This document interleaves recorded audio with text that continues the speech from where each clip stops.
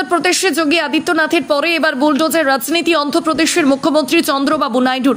আর তার নিশানা হল সদ্য প্রাক্তন মুখ্যমন্ত্রী জগনমোহন রেড্ডির দল ওয়াইএসআর কংগ্রেসের সদর দফতর।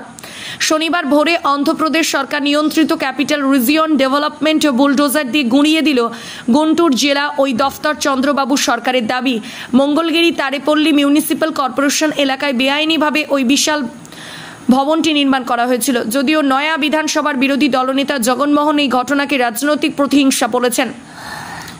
চলতি মাসে বিধানসভা ভোটে জিতে অন্ধ্রের সরকার গড়েছে Telugu Desam party, TDP, Janasena party এবং বিজেপির জোট সরকার। টিডিপি প্রধান চন্দ্রবাবু মুখ্যমন্ত্রী এবং জনসেনা সভাপতি পবন কল্যাণ উপমুখ্যমন্ত্রী হয়েছেন। 2019 সালের বিধানসভা ভোটে জগনের কার্যের গোহারা হেরে রাজ্য রাজনীতি গুরুত্ব হারিয়ে ফেলেছিল চন্দ্রবাবু।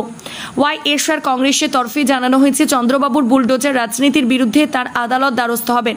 টিডিপির দাবি, জগন মুখ্যমন্ত্রী থাকাকালীন বেআইনিভাবে মঙ্গলগিরি পাহাড়ের কোলে 2 একর জমিতে ওই বিশাল দফতর নির্মাণ করা হয়েছিল। দফতর সংলগ্ন 15 একর জমি ওয়াইএসআর কংগ্রেসে জবরদখল করেছিল বলেও চন্দ্রবাবুর দলের